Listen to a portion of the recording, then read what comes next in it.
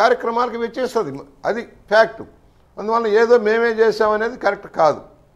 రాష్ట్రాలకు వచ్చే ఆదాయం నుంచి ఆంధ్రప్రదేశ్ నుంచి ఎంత వెళ్తుందో ఎంత వస్తుందో అది డివిజన్ ఉంటుంది. అక్కడ వదిలేయండి. మేము ఆయనతో కలిసామన్నారు.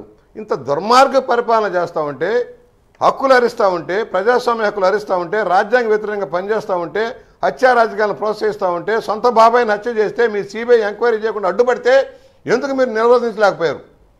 స్పష్టంగా చెబుతున్నాం. రైట్.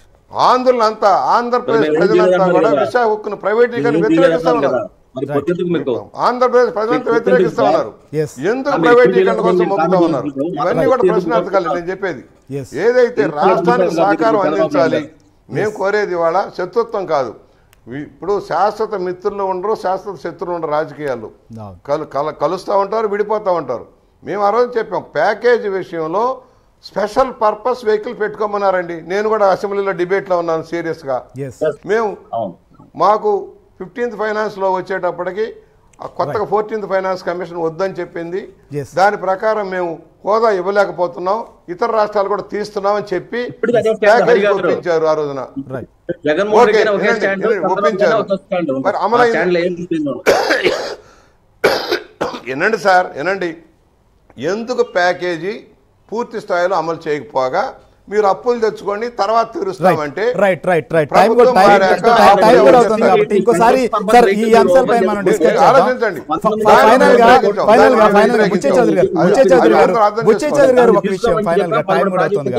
పొత్తులకు సంబంధించినటువంటి అంశంలో ఆంధ్రప్రదేశ్ వ్యవహారంలో ముఖ్యంగా జాతీయ స్థాయిలో జరుగుతున్నటువంటి కమిటీ సమావేశాల తర్వాత దీనిపైన ఒక నిర్ణయం ఉండేటువంటి అవకాశం ఉంది అనేటువంటిది అటు భారతీయ జనతా పార్టీలో కావచ్చు, మిగిలినటువంటి మిత్రుల్లో కావచ్చు, మిత్రులు కావాలనుకుంటున్న వాటిలో కూడా వ్యక్తమవుతున్నటువంటి అభిప్రాయం.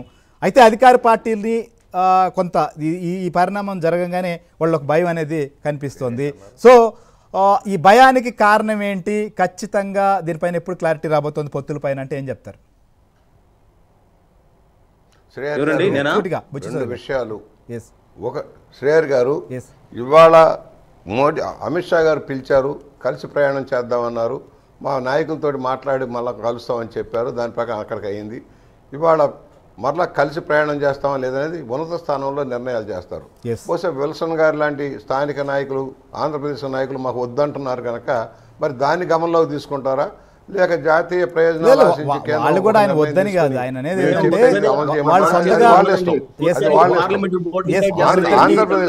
వాళ్ళకు ఉండొచ్చు. ఎందుకంటే పార్టీ అన్న కాడికి భిన్నమైన అభిప్రాయాలు ఉంటాయి. తెలుగుదేశం పార్టీలో కూడా చాలా మంది పొత్తు ఎందుకు అనుకునే వాళ్ళు ఉండొచ్చు. ఆంధ్రప్రదేశ్ లో భిన్నమైన పరిస్థితి ఉంది. ఇవాళ తెలుగుదేశం ఒక బలమైన శక్తిగా ఉంది ఆంధ్రప్రదేశ్ లో. ఈ శక్తిగా పోటీ చేస్తా ఉన్నాం. దానికి తోడుగా జనసేన కలిసింది, బీజేపీ కూడా కలిస్తే ఇంకో రకమైన వెర్షన్లో వెళ్తాం. ఇవాళ పొత్తులు అనేవి ఇచ్చిపుచ్చుకునే దూరంలో ఉంటాయి. విల్సన్ గారు బుచ్చి చోర చెప్తే అయ్యేవి కానే కాదు. అది ఉన్నత స్థానంలో నిర్ణయం అయ్యేది. మీకు ఇష్టమున్నా కాకపోయినా వాళ్ళు నిర్ణయం చేస్తే అమలు చేసిన బాధ్యత మన అందరి మీద ఉంటుంది. ఇది క్లియర్. చూద్దాం సార్. సత్యమూర్తి ఎవరు